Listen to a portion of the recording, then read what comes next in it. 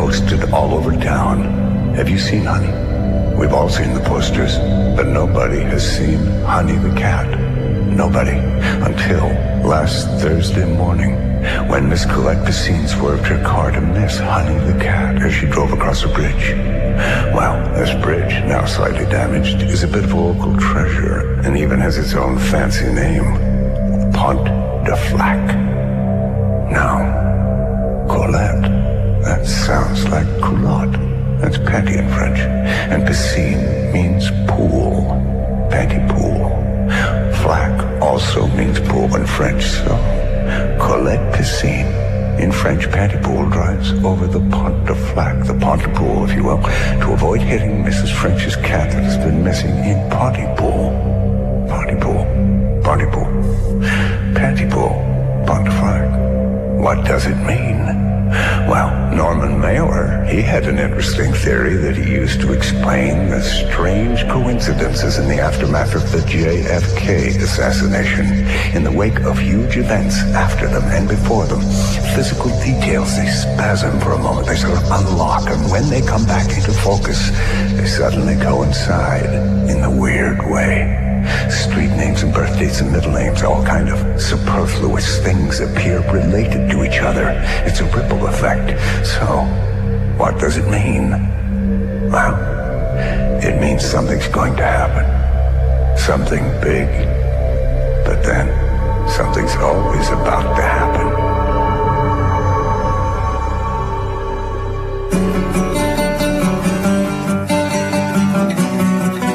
CLSY Beacon Radio, your beacon on the region. You're listening to Mazzy in the Morning with your host, Grant Mazzy. Good morning, Pontypool. This is Radio 660, The Beacon.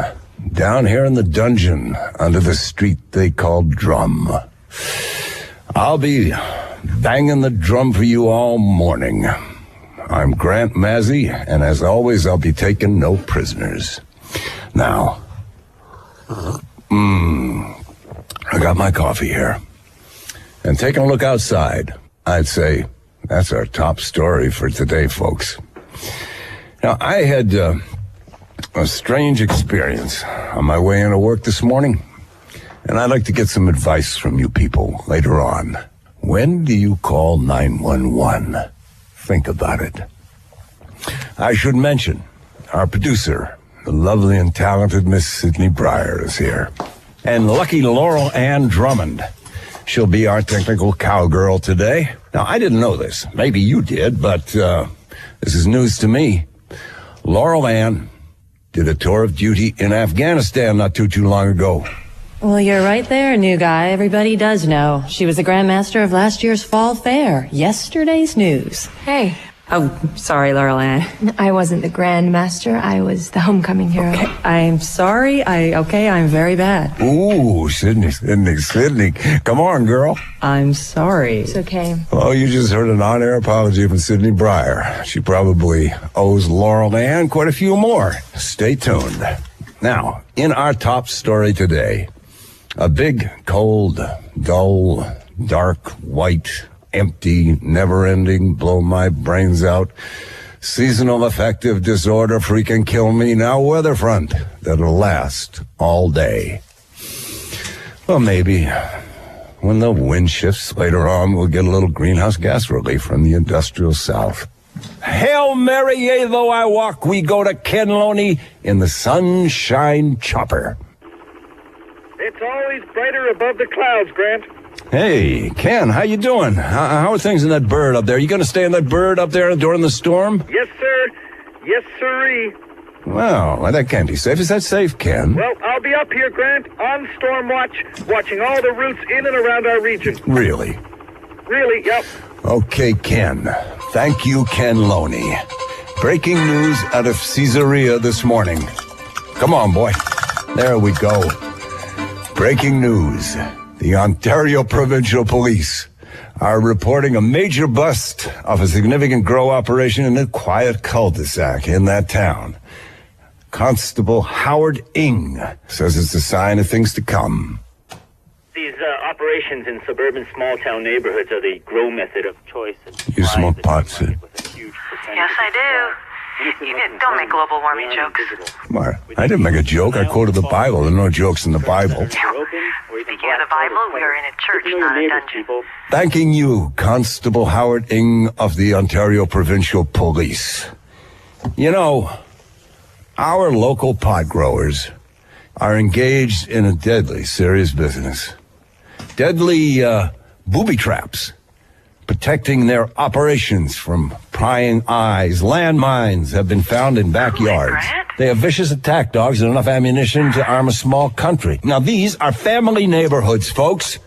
If Junior throws a ball through one of their windows, he's just liable to trigger a death squad. What are you doing? My producer said he's talking in my ear. Luckily, you can't hear her.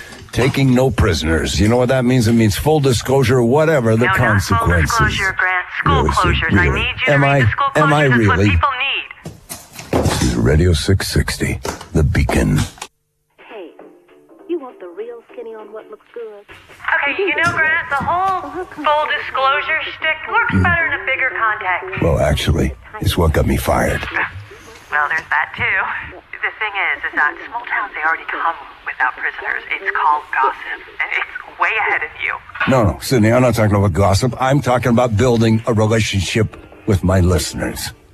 You know, shaking them up a little bit. Okay, we do news, weather, sports, local spots. That's what I need you to do. What the hell do you think you have to disclose to us? Anyways, I mean, what is this that you think we need to hear from you? I don't know. Well, actually, I do know, Sydney. I am trying to piss a few people off because that's how it's done. Simple as that. You see, a pissed off listener is a wide awake listener, and he ain't gonna change the station. In fact, he may just call his pissed off brother and get him to listen too. And then his pissed off brother, he might call his pissed off, I don't know, preacher. And that, Lady Breyer, is how you build a loyal listening audience. Oh, okay, well, that all sounds perfectly pleasant, I'm sure, okay? You know, Grant, you're first rate. You're doing a first-rate job. But just let me tell you something. Small towns. They're fiercely proud places with proud people who need to know if the school bus is coming. And so if you come in here with your take no prisoners this and you're pissing everyone off that, people are just going to think you're a dick. So that it may be seen plainly that what he has done has Okay. been through God. Okay. I mean, you're going to embarrass and alienate. Yeah, okay. I said okay. I'm sorry. Just the reality. Okay, Grant, I want your mazziness. I hired your mazziness. I want the mazziness. I just need the mazziness to come in a little slower, a little more get to know you, a little slower. Yeah, I get it. I'm not stupid. No, see, that's not what I meant. I wanted to hear what he was going to say. Come on, he's just going to talk about himself. Okay, Pontypool. Good morning. You know, I want to talk to you about something that has been bugging me all morning. Here's my question, Pontypool. Here's my story. Now, look, I'm driving into work today, and I pull up to the stop sign at Drum and Main, and it's 6:30 in the morning. It's cold, and it's dark. Suddenly, this woman appears out of nowhere. But I didn't hit her or anything. My car wasn't even moving. Hey! Hey! Who are you?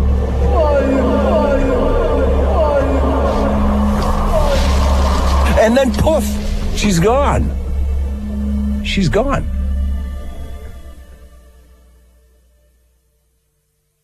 Cold morning. So what do? Do I call 911? Who do I call? No one. Our number is 519-555-3486. Let me know what I gotta do.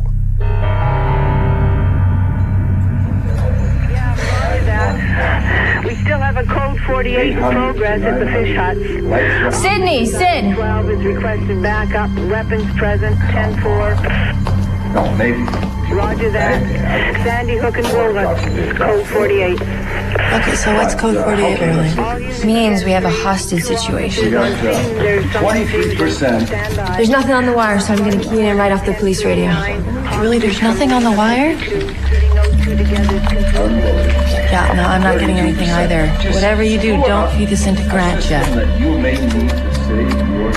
Oh, shit. With your host, Grant Mazzy. Pontypool, my Pontypool. We interrupt our call-in segment to bring you breaking news out of our area this morning. Out on Sandy Hook and Wilmot, we have a hostage situation. 2 men are holding a van load of people at gunpoint. The van is apparently towing a fishing hut. Sporadic gunfire has been reported. OPP constables Bob Roseland and Derek McCormick are on the scene. No one knows as yet what these hostage takers want or whether or not they even know the people in the van. But this being the end of ice fishing season, ice hut removal time, the chances that everyone in the ice this morning is drunk is a very distinct reality. Drunk ice fishermen, and dare I say, drunk policemen, drunk officers of the law, drunk Ontario Provincial Police. This is not yet confirmed by our sources, of course, but police, possibly drunk, are reporting that the hostage situation has resolved itself. They have 2 suspects in custody, both unarmed, as it turns out, and the 3 people they were holding have in fact fled the scene. One can only hope that breaking news theme music will accompany this story at some point. There we go. Oh, the state of drunkenness has leveled off to acceptable levels this morning as Buddy Bob Roseland and Deadeye Derek McCormick, OPP Pontypool Division, have contained the hostage situation. We'll be back with updates as the situation hiccups. We now go to Ken Loney in the Sunshine Chopper for a little perspective on your morning drive. Keep an eye out for crazy ladies in the snow, and remember, wherever you're headed, get there safe.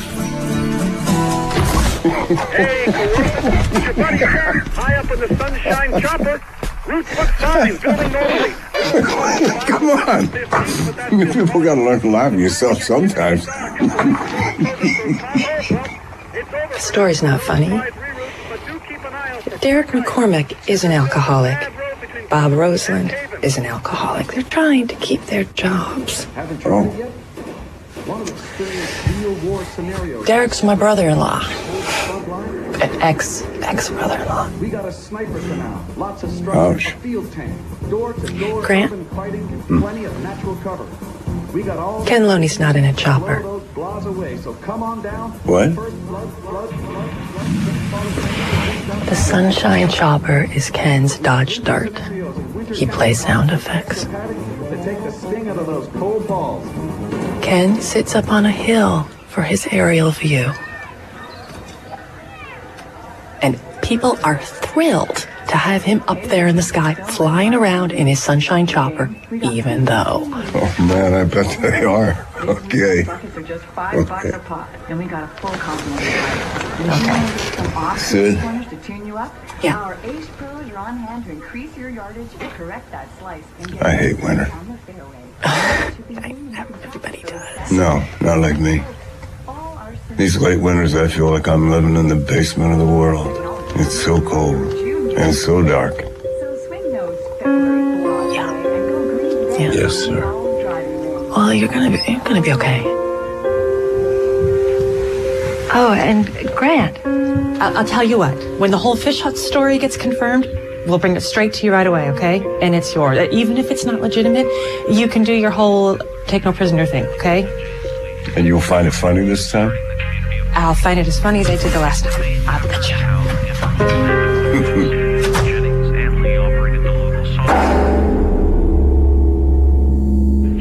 I was talking to Constable Roseland. He's totally serious. He is completely freaked. Something happened this morning on the ice, and it's put them all into a state. And now he wants us to drop the story. Drop it? No, it's probably nothing, right? Probably just a hoax. Probably. Anyways, we've got the Lawrence of Arabia cast coming in, so we're going to brighten up the day with that. This weekend. Laura Land here. Okay. It's Ken Loney. Hey, Ken. Whoa, Ken. Slow down. Yeah.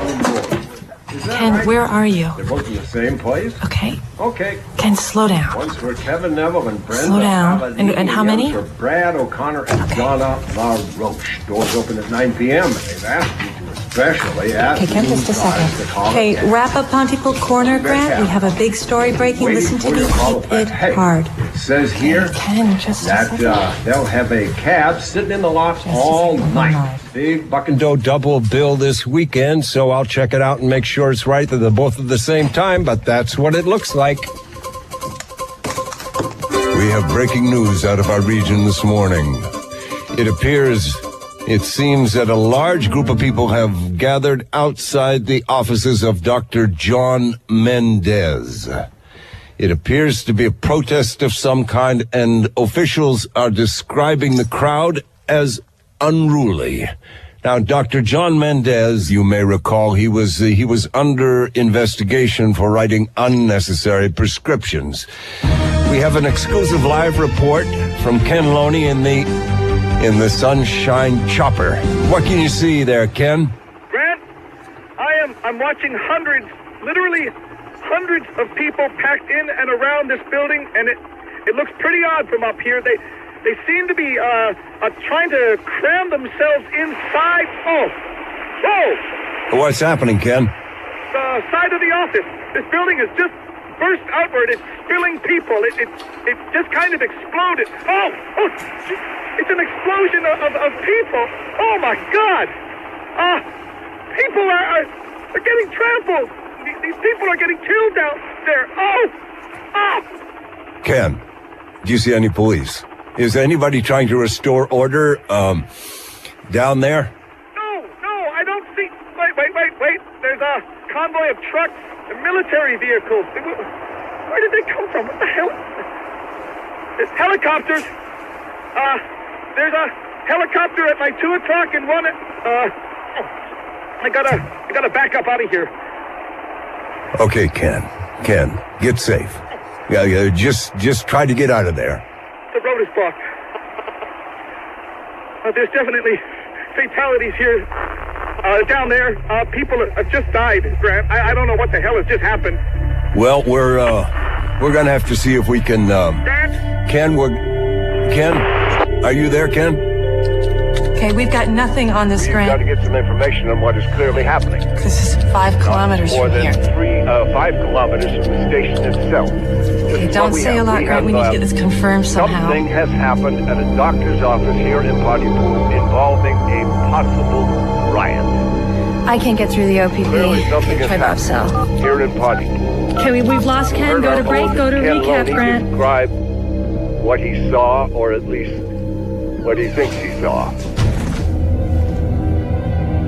You know, the French philosopher Roland Barthes once described trauma as a news photo without a caption, and that, folks, is what I think we have here now. Okay, I've got Steve Van Denzen. He's at the Mendez office, and he's talking about a mob or parade or something. He's very excited. Okay, any word from Ken? Nothing. Okay, I'm gonna keep trying Roseland, see if you can get the straight talk from Van Denzen. Listen, I got a couple of cars just in that 2007 Jeep Grand Cherokee. So I have something now, and I'm tossing it all back at you. Okay, great. What do you got? Okay, so there's still nothing anywhere on the wire regarding this mob scene, but I've got 10 eyewitnesses in town. We're going live with Steve Van Denzen. That's great. Okay, keep it hot, Grant. Girl, you got it. Hit me. Your beacon on the region. You're listening to Mazzy in the Morning with your host, Grant Mazzy. Welcome back, folks, to our developing story where it appears that hundreds of people have been involved in a riot in and around the offices of Dr. John Mendez. You heard our own Ken Loney describe the violent scene. We now go live to eyewitness Steve Van Denzen. Steve.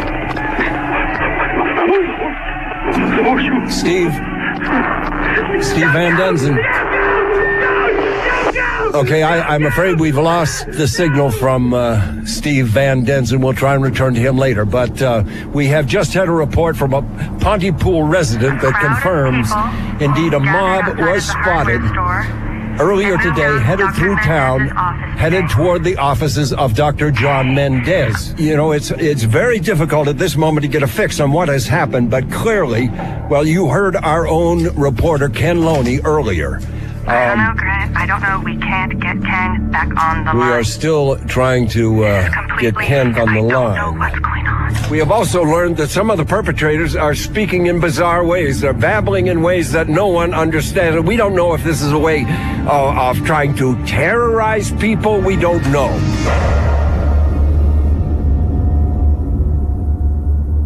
Now, we are also hearing about a herd. Well, that's how it's being described. A herd of people near the edge of the forest, near Highway 26 in Edenvale. Where's Edenvale, Sydney? That's northwest. Now, Edenvale is northwest of us. And also between here and there in Phelpston, a couple with their 2 young children have been trapped in their car under a mountain. A mountain of people. I know it sounds strange, folks, but this is what's being reported to us. The police say that they haven't been able to actually see the car in over an hour. They sound like bugs. There are a growing number of eyewitness accounts, but we still have had nothing official. No press conference has been held, and we have no official statement. I've got Nigel Healing for you. What? Yeah, Nigel Healing from the BBC. Don't talk to me. Talk to him. Listen, our air, their air. They want to go live. Let's just do it. We are talking to Grant Mazzi, the news radio anchor from Pontypool, Ontario in Canada, who broke this story. Mr. Mazzi, are you there? Yes, Nigel, hi. Mr. Mazzi, is it true that French-Canadian soldiers have set up roadblocks preventing people from leaving and entering your area in rural Canada? If it's political, and if so, does this have anything to do with your country's history of separatist terror groups? Well, Nigel, none of that is true. The military, of course, is rumored to be involved, and of course the police are responding as we speak, but from what we can tell, there's nothing organized, nothing political, certainly not terrorist or separatist. But, Mr. Mazzi, this certainly looks like an insurgency of some kind. Large groups of people are involved. But if it's not organized, as you say, and it's not political, then can you help our viewers at home understand exactly what it is we've been reporting on? He's good. Nigel, the honest truth is that no one has officially come out ahead on this. We simply do not know. There you have it. A series of strange riots and violent mob scenes in rural Canada that no one, I repeat, no one can explain. Meanwhile, reports persist that French-Canadian riot police have been called in to crush this insurgency. Oh, he knows nothing. Where are you? CLSY, Beacon Radio. You're Beacon on. Okay, I'm gonna pass it through to Sid. You're listening to Mazzy. I've got Ken. Your host, Ken. Grant Mazzy. That was Nigel Healing from our affiliate station, BBC. We now go to Ken Loney, live in the field in Pontypool. Our reporter, Ken Loney. Ken, are you there, Ken? Yes, I'm here. Send someone. I'm not safe here. Not safe where, Ken? I'm inside the grain silo. I'm near the train tracks. That's the big silo, not the little ones. I ran here from the entranceway of the Imicon National Park. They came after me. You gotta send police. There is no contacting the police, Grant. There is no reaching the police. Can you tell us what happened? What's happening there, Ken? Okay, I'll tell you this. I've seen things today that are gonna ruin the rest of my natural life, Grant. And I'm scared. I'm scared. Ken, listen to me. It sounds like you're okay where you are. So don't move, and you just stay there, and we're gonna... Like animals. Some were naked, and they're like dogs. And their eyes, that look, it's just a startled, kind of wild. Oh, God, Grant. Oh, okay, Ken, listen. No. You don't understand. I'm looking through a little door. There's a little door at the base of the door. It's some kind of cat door or something, and I can see the. Okay, let me move so I can see the. No! Look out! Oh God! They're pulling two people out of a van. Who are they, Ken? Who are they? There's a bunch of them. They're people, but they're crazy. They're pulling these two out of the van. Oh my God! They're fighting them. They're actually carrying them to the ground in their mouths.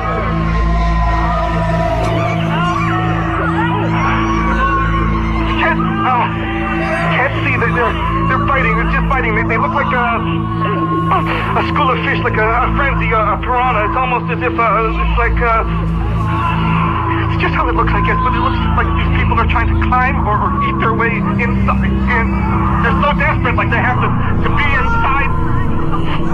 One has his entire leg, and another his arm is right inside. Stop this, Grant. Themselves apart. Okay, Grant, stop this now. He heard that. Look over. He heard me. He's coming. I gotta hide. He's running. He's running. Ken, get out of there. Ken, it's Grant. Are you injured and have you been hurt? No, I'm just lying here. I'm in the dark. It crashed through the wall. It was Mary Galt's boy, her big teenager Jesse, or Jake or something. It was him. He had no hands. The kid had no hands. Grant, let's stop this now. What's he doing now? Not in the air, Grant. I'm not going to listen to somebody get killed on the air. He's looking at me. I think he can't move. He must have broken some bones. I can see his eyes. He can't move. Wait. I think he's... No. Hang on. Ken, whatever you do, don't go near him. He's whispering something. He's saying something. I'm gonna get closer and see if I can just hear what he's saying. No, I wouldn't do that, Ken. Pour votre sécurité, merci d'éviter les contacts avec votre proche famille et évitez ce qui suit. Limitez les charmes comme le miel ou un amoureux. Parlez bébé avec des enfants en bas âge. Discours rhétorique. Merci de ne traduire pas cette annonce. What the hell was that? Ken? They cut into our signal. Ken? Do we still have Ken? No, we've lost Ken. We've lost Ken, folks. We are working on a translation of the message we just received live on the air. It's something about avoid family members, talk only to babies. It's crazy. However, working on a translation. Okay, I got it. It's on your screen.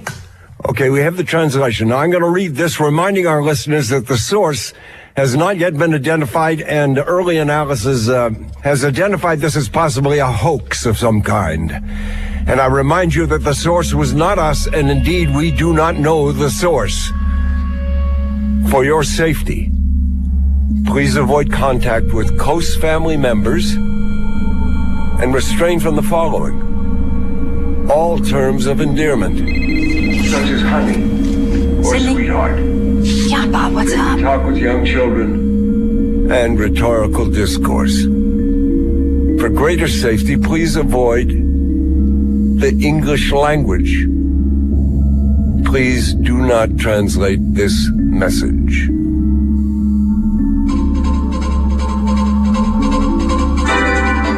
What do you got? That was Bob Roseland. I got a couple of cars just in the... He said that we have to stay inside. Pontypool is under quarantine. Everybody has to stay inside at all times. Lots of folks love this van, and 8,995. You don't want Did you get? Hello. Is it Did you get that? Ken? Did you get? I'm sending you some audio with my phone. Oh, thank God, Ken. Are you there? Did you get that? No, Ken, I didn't get it. I don't get anything right now. Okay. I'm gonna try that again. Okay, listen, and keep in mind. Picture this. This is what you're about to hear is coming from Mary Galt's big teenage boy. He's lying here in the dark with his body. It's broken to pieces, and his wrists. I can see them. They're stumps. They're not stumps. They're pointing up at his sides. No, Grant, what are we doing? Listen.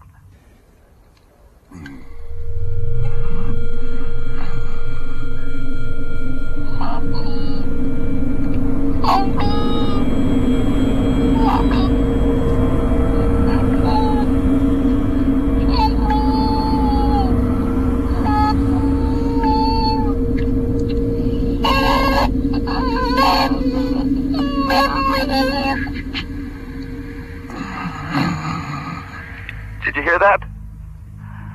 I don't even know how he's doing that. It sounds like there's a child screaming inside his breath.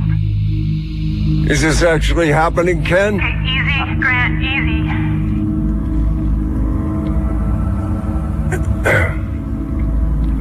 All right. That was our own Ken Loney.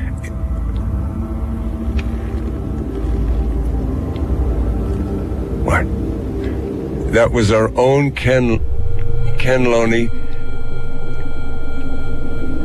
interviewing a screaming baby coming from Mary Galt's eldest son's last dying gasps. He's since gone missing several times. So, did anything, will presume this crazy ever happen to you in Afghanistan? I wish to make a special announcement. No, sir. Leave the situation I brought back in my head. The Probus Memoriam and the Lions Memoriam will be separate services.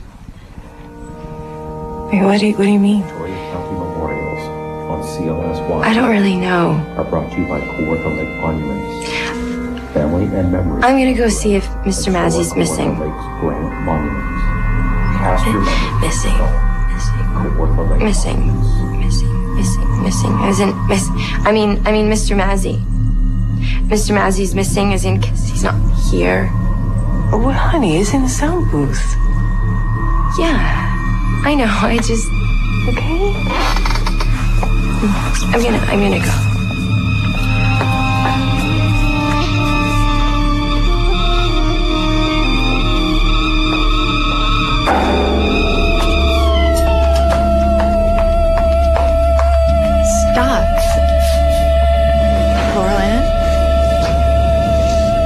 Laurel-Ann, stop doing that. Laurel-Ann, stop. Please, stop it. Stop it. She can't. That's the problem. Sorry, I'm sorry. I didn't mean to startle you. My name is Dr. Mendez. Dr. Mendez. Dr. Mendez, you, what the hell are you doing here? Why am I still screaming? That's your friend there. She doesn't know it yet, but she'll be hunting us soon. We really have to move away and not talk. Oh my God, you're bleeding. Yes. I have been crawling on my hands and knees all morning. I heard the radio. I heard you on the air, so I thought I'd come here. Beacon Radio. What's that? It's the sound booth. Lifeboat! Run! Mr. Mendez is missing Massey. No, I'm missing Massey. I have to. Hey, what, Sid? What's going on? Folks, I'm sorry, my booth just got invaded by. I'm Dr. John Mendez. How do you do? Sorry. How are you? This is Dr. John Mendez. Yeah, sure. With the exploding waiting room. Dr. Mendez has graciously agreed to come on air. Short notice to give his perspective. Okay. Well, I actually came here because there are no safe places out there. I've been hiding under a car for the last hour. Right. Here comes Laurel-Ann. Oh my God, Grant! God! Now, what the hell is wrong with her? Oh, Laurel-Ann. Well, your friend is sick. She wants to kill us. This is a radio show, no? Yes. And you are on the air? Yes, we are. Now, folks, we have been suddenly joined by Dr. John Mendez, whose office, as some of you may recall, if you can recall anything at all, exploded during the morning rush hour. Now, Dr. Mendez, welcome. Thank you. It's a pleasure to be here. Now, Doctor, you've been part of this unfolding story for many hours now, and from your perspective, as a medical practitioner... We got Ken. Okay. Hello, Ken. I'm here, Grant. Ken Loney reporting from inside a grain silo. Ken, we were very worried about you, Ken. I think I'm okay, but the person that was in here with me, he has died. Have you been there all this time? Yeah, I haven't moved, but you can hear crowds from time to time passing by outside. Can you hear what they're saying? Are they saying anything? I have, yeah, you can hear them. Well, they weren't talking, really. They were just sort of chanting something about, look out for U-boats, look out for U-boats, look out for U-boats. Were they all saying this, Ken? Yeah, all of them. It's a symbol of the disorder. A symbol of the disorder? You mean a symptom? It's a symbol... I have a problem. What's happening there, Ken? Do you need to get someplace safer? No, that's not it. What's going on, Ken? It's gonna sound weird. I can't stop thinking. Do you have a sample? I'm sorry? Sample? A sample of what? Just a sample. I think a simple kind of sample. This is what I was saying. I need to... I can't stop some sample. So sample of what I'm trying to... Sample of what I'm trying to say. Just try to stay calm, Ken. What I'm trying to say. Grant. Ken? Yeah. Ken? I'm just gonna try to... Can you think? I can. Yeah. Let's stick to simple questions. Simple. Simple question. Simple. That's it. He's gone. This is what he is now.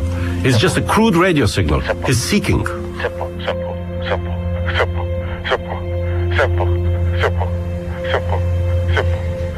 I think it's time to say goodbye, Grant, to our man in the sunshine chopper. All right. Goodbye, Ken. Goodbye from all of us. Everyone listening. I hope you can hear me, Ken. Goodbye.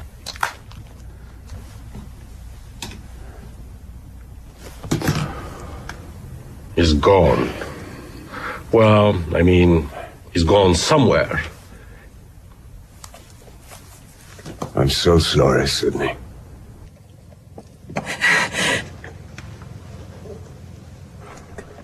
What's this now? Folks, I think we need to tell you what we're looking at. No, Grant, I think you better. No, I think he's right, Miss Breyer.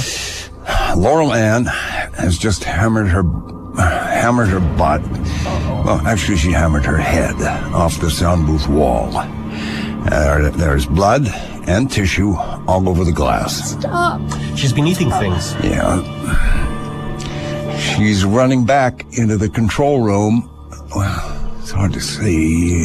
Glass isn't clear anymore, but she appears to be pulling things apart with her teeth. What's she doing? I think she's eating radio. I mean, she's eating things that she hears. There is a strong connection between... Okay. Okay. Folks, there she is. And, well, her face is, she's been eating wires, it looks like, and what's wrong with her cheek? Oh, my God. Oh, I think she bit down on some piece of equipment so ferociously that it has been pushed through the roof of her mouth and has come out through her cheek. I've seen this too. It kills them. Oh, God. Laurel Ann has just hammered her body against the glass. Was all that in her mouth? Not technically. I think some... of that is her mouth and her throat. We are seeing a person's desire to escape the body exceeding the body's own instinct for self-preservation. Right. Can she read lips? Ah, good question. Okay, she's going. Read lips. Sorry, doctor. I mean, it's just a very interesting thing you have said. Can they read lips? Oh, really? Interesting. How? I remind our listeners that we are talking to Dr. John Mendez. It can't be. What? It's impossible. What's impossible, doctor? It is an infection. It is viral. That much is clear.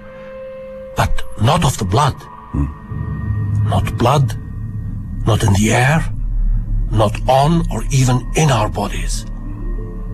But here. Where? It's in words. Not all words, not all speaking, but in some. Some words are infected. And it spreads out when the contaminated word is spoken, like a sneeze. A sneeze? We are at the deep sea heat vents. We are witnessing the emergence of a new arrangement for life, and our language is its host. I assure you that a monster is bouncing through your language, frantically trying to keep its host alive. Should we even be talking about this? Should we be talking at all? Talking about what, Grant? Talking about what exactly? To be safe, no, probably not. Talking is risky, and yes, talk radio is high risk, I would say, so we should stop. But I think we need to tell people this. We need to tell people. We have to get this out. It's your call, Mr. Mazzy. Let's just hope that what you're getting out isn't destroying your world. Here she comes.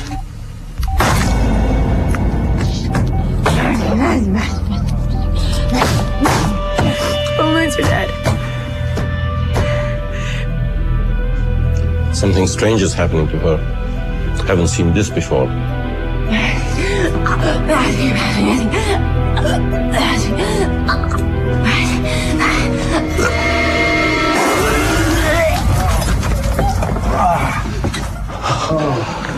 Oh, that is new. Yeah. That's what happens when the victim cannot find the victim.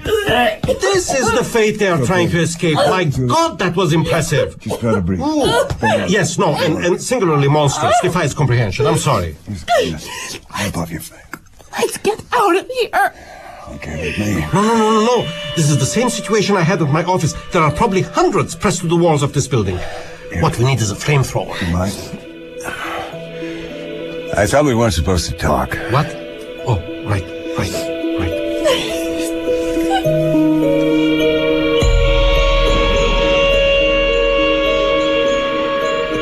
In French. We can speak in French. Parlez français. Oui. Parlez-vous français? Oui. Oui. Petit peu, Grant. Oh, sure. Parlez-vous français? I don't speak French. Lights. Zephyr? Tu penses le docteur est malade? Penses-tu? Since I first clapped eyes on him. Il parle. Il est infecté. Je ne sais pas. What's he saying? In French, en français. Sure. Il va blower. Said Laurel Ann encore. He'll parle backwards. Qu'est-ce que tu fais sans? What do we do?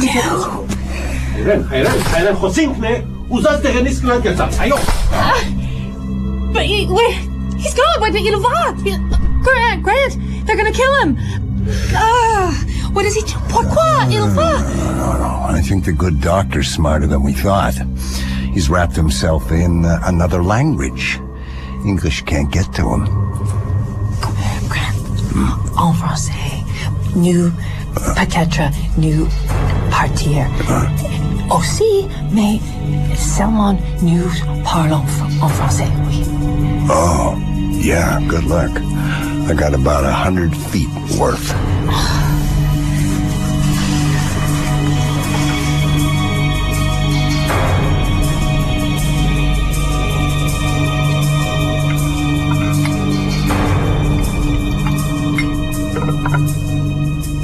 Sid. We're not talking. I'm drunk. God. Oh, God. This is how my last relationship ended. When do you stop understanding this? What? Oh, God. Oh, God. You're gonna eat me soon, aren't you? Oh, that's okay. That's okay. You'll be the killer. I don't want to be the killer. No. It's something Mendez said. It's understanding an infected word that copies the virus. What, you didn't understand the word? You're talking a lot now.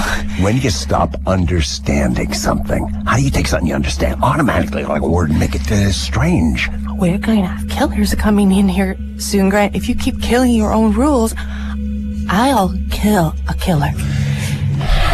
If I no longer understand an infected word, will that disinfect it? That's the question.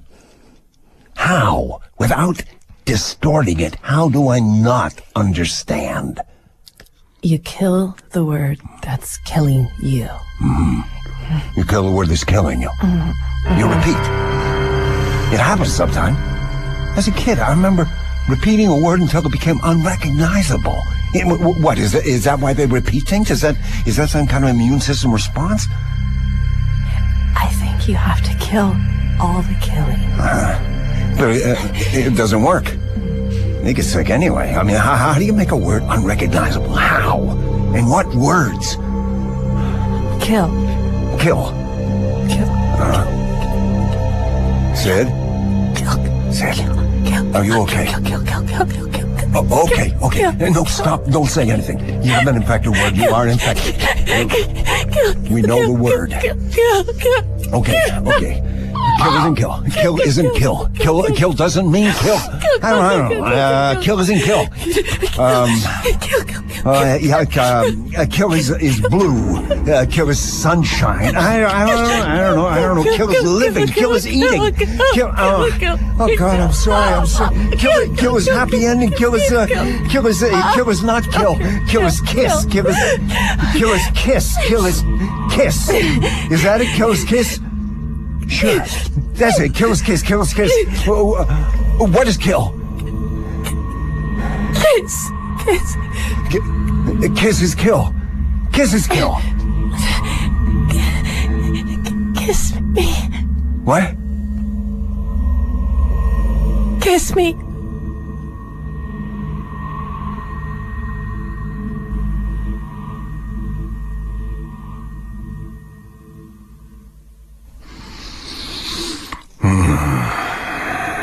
I'm Grant Mazzy here, Pontypool. I don't know who's out there. Whether you're listening to this or eating your radios. But I'm here, and so are you, whatever you are. Now, I'm going to go right to some fresh obituaries. Laurel Ann Drummond died today, but you knew that already. You were here. And Dr. John Mendez died today. Well, some of you may have tried to kill him yourself, and who knows, you may not have managed to yet, but you probably will, eventually. So, let's say goodbye to the good doctor. And the next one... well, this, probably the last obituary you will hear on this radio is different. It's different because it's someone who meant a lot to me. Sidney Breyer died today. Not the same way I imagine you're killing people today, or being killed. No. She was murdered by a word. She was killed by a kiss. And so, here I am, at the end of everything, the cockroach that fled into the radio, waiting to see what, if anything, happens now. You know, I should tell you that, that I started to notice something strange a while ago. And I decided I'm going to, as long as I can, I'm going to stay alive by talking. And I feel drawn right now to the word paper. I don't feel compelled to say it yet, but I can feel it sitting there like an itch. I have an infected word and it'll spread. Soon all I'll want to say is paper. Oh, there, you see? I felt that. To say that word, paper. It's like my hand brushed over it and for a second, relief. Paper. Wonder when I heard it, who said it to me. Paper. Now what was that? Something else moved in there.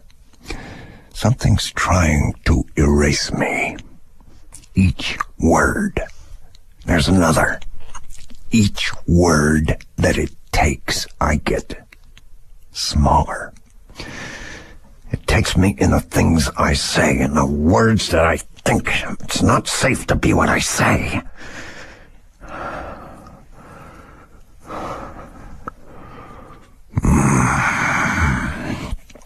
Talk to me.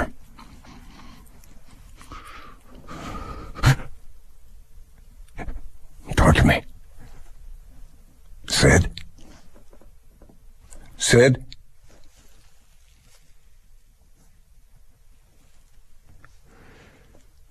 You don't understand this. This is least.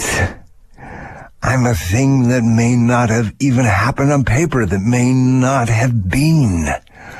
Hiding. Paper. Paper. Paper. Paper. Paper. Paper.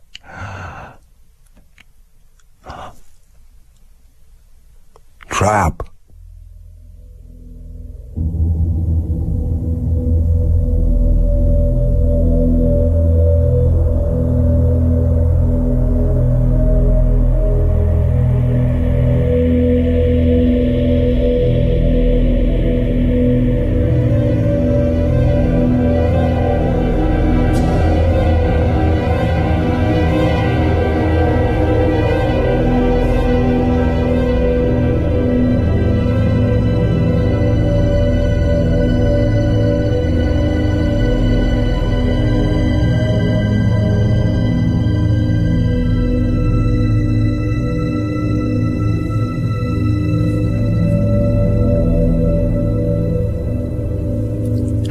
And that was Pontypool by Tony Burgess, with Stephen McHattie as the radio host, Grant Massey. Lisa Houle played the part of his producer, Sydney, and Georgina Riley was the radio researcher. Grant Aljanic played Ken, the correspondent in The Chopper, and Rick Roberts was Dr. Mendez. Pontypool was directed by Gregory J. Sinclair as a CBC production.